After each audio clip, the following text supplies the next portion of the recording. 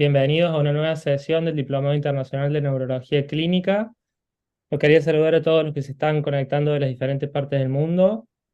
For those who need to see the conference in English, we apologize today, but we won't have the live translation. So the conference will be available on the platform as soon as possible. We'll let you know about for the WhatsApp group, okay? Bueno, esta noche, aprovecho para agradecerles a la Asociación Brasileña de Neurología Veterinaria y a la Asociación Argentina de Neurología Veterinaria por el apoyo en este evento. Continuamos con el segundo módulo. Hoy vamos a tener el honor de tenerla a la doctora Cristina Font, que nos va a estar hablando de neurolocalización, puntualmente de médula espinal. La doctora Cristina Font es licenciada en veterinaria por la Universidad Autónoma de Barcelona desde 2007. Realizó su internado en la Clínica de Pequeños Animales del Hospital Clínico Veterinario de la Universidad Autónoma de Barcelona en 2009 y 2010. En 2011 empieza su residencia en el European College of Veterinary Neurology para la obtención de la diplomatura europea, realizándola en el Hospital ARS Veterinaria de Barcelona. Luego se incorpora al servicio de neurología y neurocirugía en el Hospital Clínico Veterinario de la Universidad Autónoma de Barcelona. Desde octubre de 2017 es diplomada por el European College of Veterinary Neurology. Actualmente trabaja en el Hospital Veterinario Canis de Gerona. Está acreditada por el Grupo de Neurología y Neurocirugía de ABEPA y es miembro de la European Society de Veterinary Neurology. Doctora, bienvenida. Muchas gracias. Bueno, muchas gracias a todos. Primero de todo, gracias por estar aquí y para mí es un placer de verdad estar y compartir un ratito y un poco de formación con todos vosotros, con gente de tantos países diferentes, con lo cual vamos a ver cómo, si empezamos ya. ¿Queréis, Esteban, os parece? Sí, tenemos gente conectada de Canadá, de Bolivia, de México, de Chile. Qué Así honor, por que, favor. bueno. Saludos a todos. Entonces, como sé que sois bastantes, no sé si las preguntas mejor las dejamos, si os parece, para el final. Si hay algo Sí, muy... las preguntas yo las voy registrando y las hago todas al final. Perfecto. Pues ¿Vale? ya Puedes como... compartir pantalla.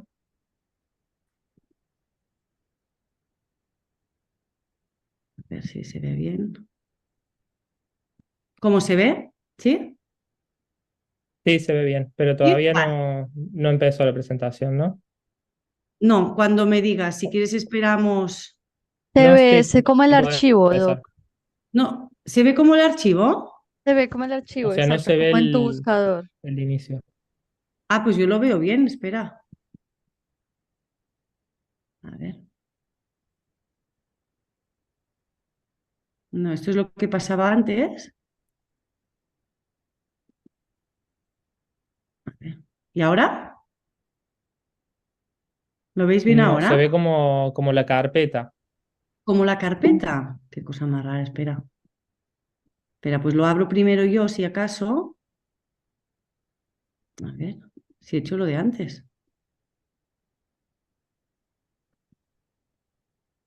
Un segundín, que lo abro desde la carpeta y lo vuelvo a compartir, ¿te parece? Vale, Ah,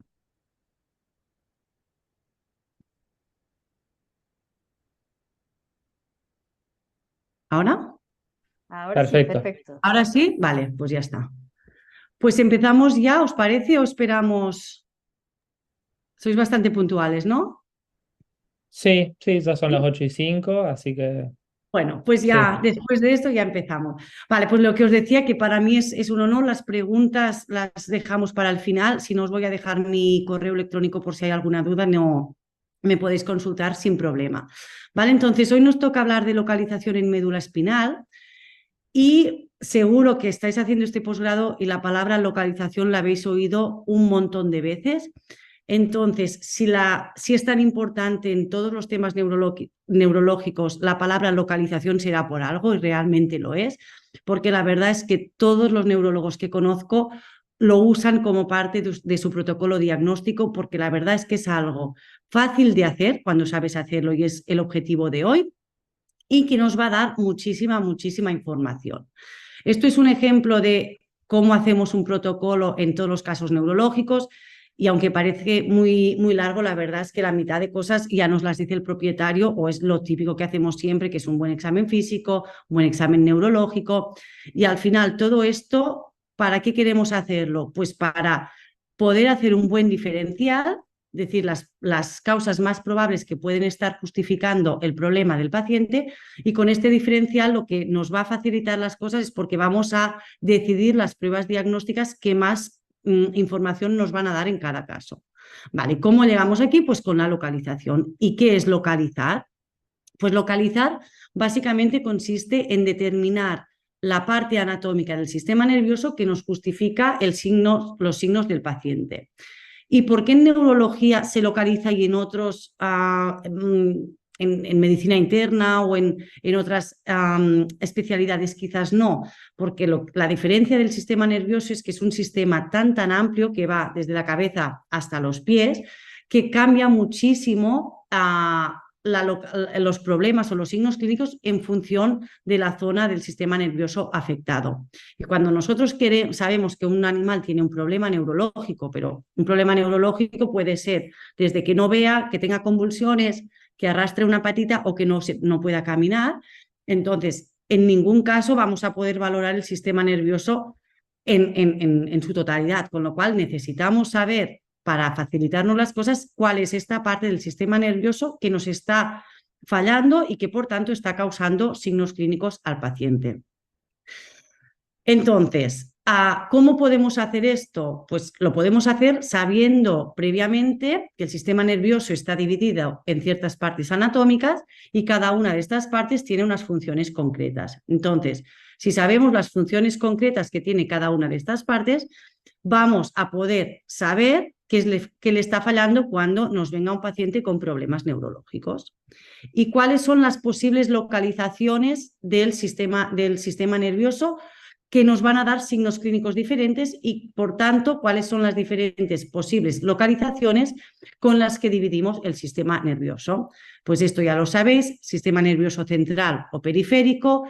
Dentro del central dividimos el encéfalo en médula espinal, dentro del encéfalo 3 partes que son hemisferios cerebrales, tronco y cerebelo, médula espinal en diferentes segmentos medulares y cuando hablamos del periférico hablamos de los nervios periféricos, pero aquí se incluye también la unión neuromuscular y el músculo.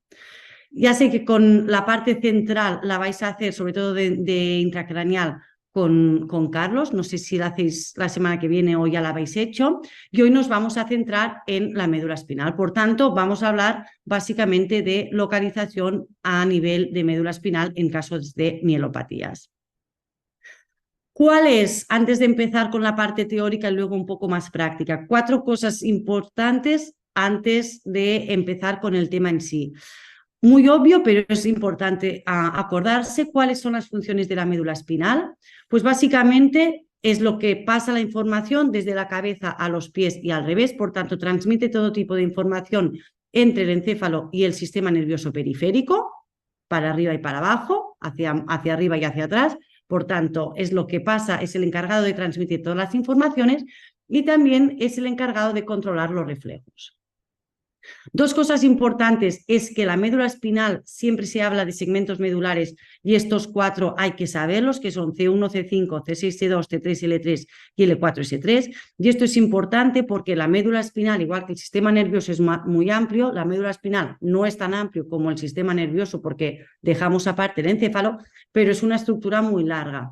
Entonces, en función de la parte de la médula espinal afectada, vamos a ver unos signos clínicos u otros. Y lo mismo, muchas veces cuando queremos hacer pruebas por un problema de una mielopatía, necesitamos acotar el margen y saber si el problema está más arriba, más abajo, porque si queremos, por ejemplo, hacer una radiografía o hacer una resonancia, necesitamos saber la parte afectada. Y a nivel práctico, muy importante un punto, que es que cuando localizamos en médula espinal, hablamos de estos 4 segmentos medulares, y estos 4 segmentos medulares no coinciden con el número de vértebras. Están muy cerca, pero no coinciden 100%. Porque la médula espinal en un animal adulto es un poco más corta que las vértebras, que la columna vertebral, con lo cual cuando no coinciden 100%, por ejemplo, la vértebra C5 no coincide con el segmento medular C5. Está muy cerquita, pero no siempre coincide 100%, con lo cual a veces una lesión en el segmento medular C5 no está diciendo que esté en la vértebra C5, puede estar en la vértebra C3 o C4, ¿vale? Por lo que os digo, porque hay un poco de incongruencia en que la médula espinal es un poco más corta en el animal adulto que no la columna vertebral. Y esto es porque la médula espinal y la columna vertebral tienen diferentes orígenes embrionarios y tienen diferentes velocidades de crecimiento, ¿vale? Esto es la imagen que tenéis aquí, que si os fijáis, la médula espinal acaba más o menos a L5 o L6, en cambio la columna es mucho más larga, con lo cual necesitan... no hay una concordancia 100%. Entonces, el resumen de esto es que cuando hablamos de segmentos medulares, estamos hablando de partes de la médula espinal, no de las vértebras. Dicho esto, hemos dicho que la médula espinal se divide en 4 segmentos medulares, C1, C5, C6, C2, C3, L3 y L4, S3. Vale. ¿Por qué es importante esto? O a nivel teórico. Necesitamos tener unos conceptos claros antes de empezar con cosas más prácticas a la hora de localizar. De los 4 segmentos medulares, 2 de ellos corresponden a las intumescencias. C6, T2 y L4, S3 corresponde a las intumescencias cervical y lumbar. De aquí salen las neuronas motoras inferiores. Las neuronas motoras inferiores son aquellas que tienen los somas a nivel de la intumescencia y van a dar órdenes o inervan el órgano efector, que en este caso es el músculo. Y son las responsables también de los arcos reflejos. Por tanto, cuando encontremos una lesión a nivel de las intumescencias o cervical o lumbar, o dicho de otra manera, a nivel de afectación de neurona motora inferior, lo que vamos a encontrar es que los reflejos estarán disminuidos, porque si son las encargadas de los arcos reflejos van a estar afectados. El tono muscular va a estar disminuido, porque lo que hace el nervio es dar tono, es dar fuerza al músculo, y si este no funciona, vamos a ver que el músculo está flácido. Y el músculo, si el nervio que le da de comer no funciona correctamente, va a perder tono, va a perder fuerza y va a perder, por tanto, volumen de manera muy rápida. Por tanto, vamos a ver una atrofia muy rápida, que se llama por denervación. Estas neuronas motoras inferiores están controladas por las neuronas motoras superiores, que es esta de aquí y esta de aquí, que son las que van por C1, C5 y T3, L3. Y estas neuronas motoras superiores, la función que tienen es controlar, regular las neuronas motoras inferiores. Y la característica que tienen es que tienen sus somas, sus cuerpos neuronales a nivel del encéfalo, y los axones bajan por la médula espinal hasta controlar, regular las neuronas motoras inferiores, que las regulan un poco. Entonces, cuando tengamos algún tipo de lesión a nivel de C1, C5 o T3, L3, vamos a ver signos de neurona motora superior caudales a la lesión. Es decir, si es cervical, los signos de neurona motora superior van a estar tanto delante como atrás. En cambio, cuando veamos signos de neurona motora superior a nivel de T3, L3, vamos a ver signos solo afectando las extremidades pélvicas. ¿Y cuáles son estos signos de neurona motora superior, tanto si es cervical como toracolumbar? Pues vamos a ver los reflejos normales o aumentados, porque el arco reflejo funciona correctamente. Vamos a ver aumento del tono muscular, porque el nervio de la neurona motora inferior que se encarga de dar tono en el músculo funciona correctamente, y si hay atrofia va a ser muy lenta, va a ser por denervación, por desuso, ¿vale? Entonces, visto esto, nosotros queremos localizar la lesión, queremos saber qué médula espinal, qué segmento de la médula espinal me está fallando para dar los signos clínicos del paciente. Y para esto, ¿qué necesitamos? Pues muy fácil, saber hacer un examen neurológico. Si sabemos hacer un examen neurológico, sabemos ver en el paciente qué es normal y qué es anormal, con la lista de déficits que encuentre en el examen neurológico, voy a poder decir si el paciente tiene un problema, una mielopatía que afecta a los segmentos medulares C1, C5, C6, T2, T3, L3 o L4, S3. El examen neurológico sé que lo habéis hecho, pero ahora vamos a hablar de las cosas de los tips o de los hallazgos que podemos encontrar en mielopatías que nos ayuden a localizar, ¿vale? Por tanto, esto no es una presentación de examen neurológico, pero sí que nos vamos a referir a ella para que nos ayude a localizar, porque es lo único que necesitamos. Saber hacer un buen examen neurológico y saber los déficits que vamos a encontrar cuando hay afectación de alguno de los segmentos medulares. El examen neurológico ya lo conocéis, siete partes: estado mental, postura, marcha, reacciones posturales, reflejos, pares craneales y zonas de dolor, que en muchas ocasiones se divide en dos partes.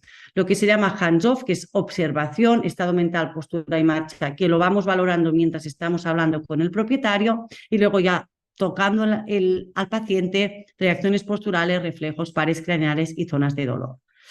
Como hoy ya estamos hablando de mielopatías, y para facilitar las cosas, tanto el estado mental como los pares craneales van a estar normales, no van a estar alterados en los casos de mielopatías, porque solo nos estamos centrando en mielopatías.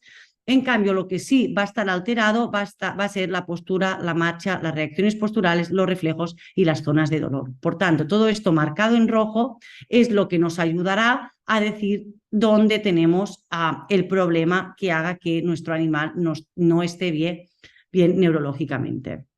Vamos a revisarlo un poco y vamos a ver básicamente algunos tips, algunas cosas del examen neurológico que nos ayuden a localizar. Hemos dicho que una de las cosas que podemos encontrar en mielopatías son alteraciones en la postura. La postura lo que hace es valorar la posición del cuerpo en el espacio, y hay que valorar evidentemente todo el animal en conjunto, pero a veces solo viendo la postura del animal ya nos está indicando dónde está el problema.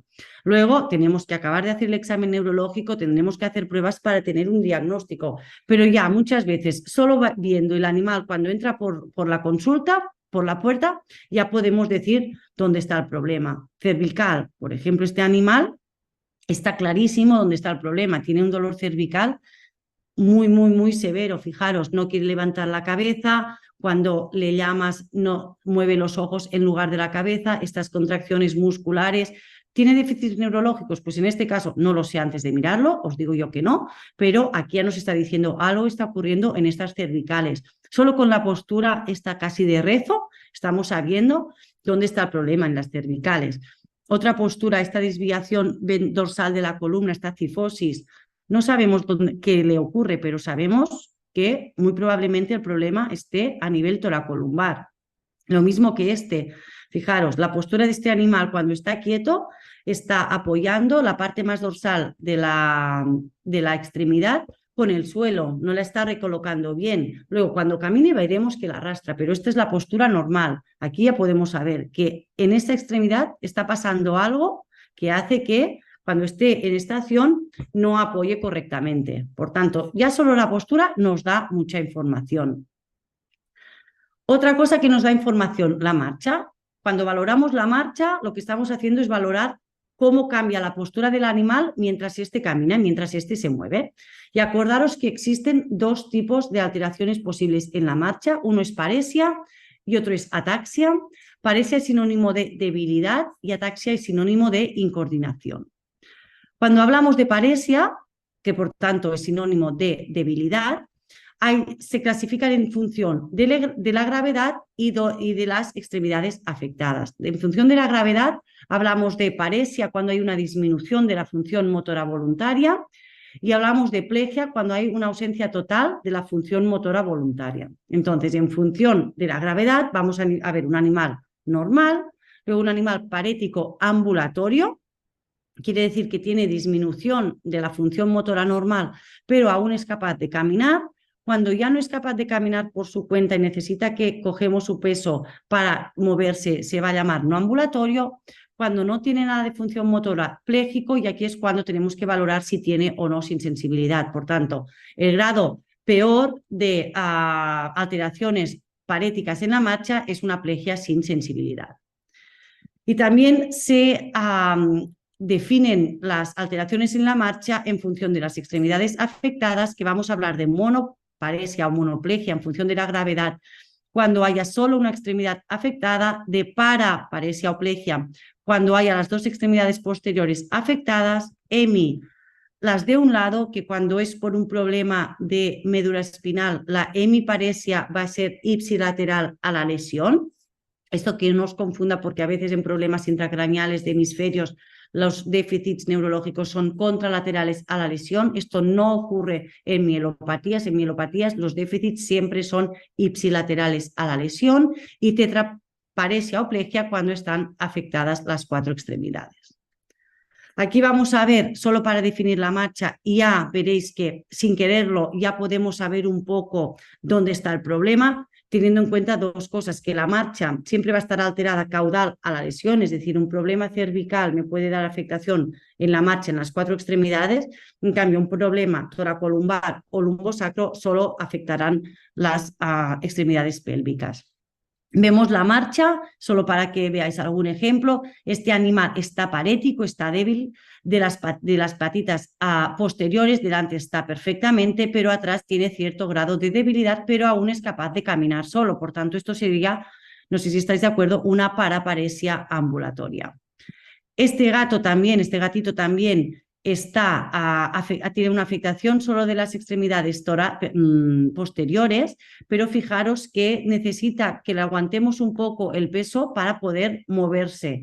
Entonces, este animal está también paraparético porque tiene función motora, pero no ambulatorio. Necesita el soporte nuestro para mantenerse quieto y para poderse mover. Por tanto, esto se definiría como una paraparesia no ambulatoria.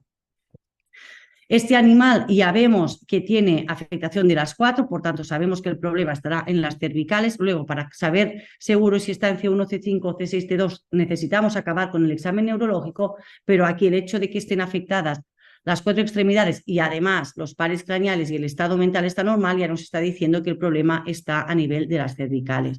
¿Cómo definimos esta marcha? Pues esta marcha prácticamente está tetrapléjico, quizás tiene algo de función motora atrás, por tanto se podría decir tetraparético no ambulatorio casi pléjico de las anteriores, que esto es una condición clínica que vamos a ver en un ratito.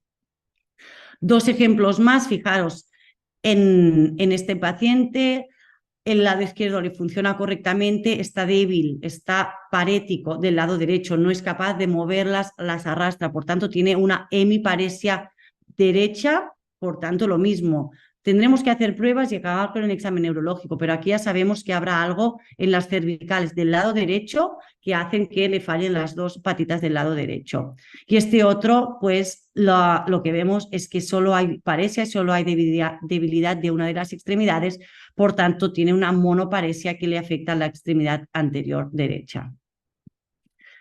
El otro tipo de alteración posible en la marcha es la ataxia. Ataxia es sinónimo de incoordinación y acordaros que existen 3 tipos de ataxia: vestibular, cerebral o espinal.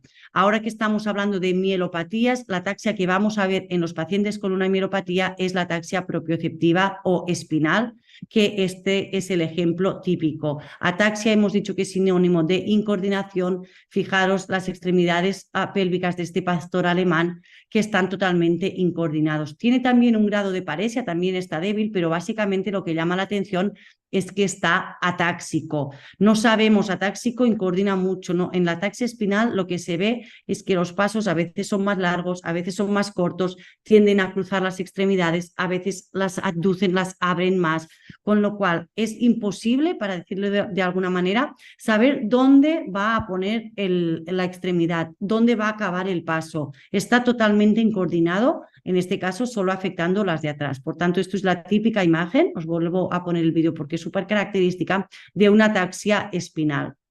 También os digo que en cuanto haya una mielopatía, normalmente ataxia y paresia van juntas, porque la médula espinal es una parte muy pequeña, entonces cualquier lesión allí afecta las vías sensitivas, que son las dorsales, que son las que controlan la ataxia, y las vías motoras, que son las más ventrales, que son las que controlan la paresia, la fuerza. Por tanto, normalmente hay alguna excepción, como en este caso, por ejemplo, que esto es una mielopatía degenerativa y están más atáxicos que paréticos, porque se afecta más la parte dorsal y por aquí van las vías sensitivas. Normalmente cuando tengamos una mielopatía va a haber tanto paresia como ataxia espinal. ¿Vale? ¿Qué más nos ayuda del examen neurológico a localizar la lesión a nivel de mielopatías? Pues las reacciones posturales y los reflejos espinales. Y esto es súper importante no confundir estos dos conceptos. Cuando hablamos de reacciones posturales, son respuestas conscientes que consisten en modificar la postura del animal. Hay una vía aferente que llega desde el pie hasta el cerebro, por tanto, esta vía lo que hace es llevar la información del pie a la cabeza. En la cabeza se integran esta información y se da una respuesta motora o eferente. Por tanto, son respuestas conscientes, voluntarias, en las que necesitamos o en las que se requiere un buen funcionamiento cerebral porque se integra la información a centros superiores. Y esto es muy diferente a un reflejo. Para que funcione un reflejo espinal, solo necesitamos una vía aferente que se integre en la intumescencia con una interneurona y una respuesta motora. Por tanto, solo necesitamos dos neuronas, la que lleva la información a la intumescencia y la que devuelve la acción. Es decir, dos tips importantes con los reflejos. Es algo involuntario y no necesitamos integración que llegue a centros superiores. Y es súper importante diferenciar estos dos conceptos. Entonces, hablando de los reflejos espinales y sabiendo diferenciar muy bien, no vamos a hablar de las reacciones posturales y de los reflejos porque lo hacéis en la parte de examen neurológico, pero es súper importante saberlo diferenciar. Entonces, cuando veáis en la presentación una estrellita, es porque son cosas prácticas, pero muy importantes a la hora de localizar, que parecen tonterías, pero os puede dar muchísima información. Es lo que va a hacer que seáis de buenos a muy buenos, porque son tips importantes que os pueden hacer ver cosas que la mayoría de veterinarios se pasan si no te das cuenta. Entonces, este es el primero. Y probablemente me digáis, ya lo sabemos, o quizás me decís, pues lo sabíamos y no sabíamos por qué ocurría. Y esto no son los tips que no tenemos que evitar que no os líen a la hora de localizar. Esto es un artículo de hace ya casi 20 años, pero sigue siendo real, y es que en animales de más de 10 años el reflejo patelar puede estar disminuido de manera fisiológica, es decir, no por un examen, no por un déficit neurológico, pero por un problema en los receptores o en la degeneración neuromuscular. Pacientes neurológicamente normales de más de 10 años pueden tener el reflejo patelar disminuido o ausente. Entonces, esto es muy importante porque si estamos valorando a un animal, el examen neurológico es normal, excepto el reflejo patelar, no tenemos que tenerlo en cuenta. Puede ser que le funcione el femoral, que le funcione el arco reflejo, es simplemente porque hay esta degeneración o de los receptores o neuromuscular. Y esto puede ocurrir de manera unilateral o bilateral. ¿Vale? Por tanto, por eso es muy importante hacer todo el examen neurológico. En un paciente no podemos hacerle solo el patelar porque podemos tener falsos negativos.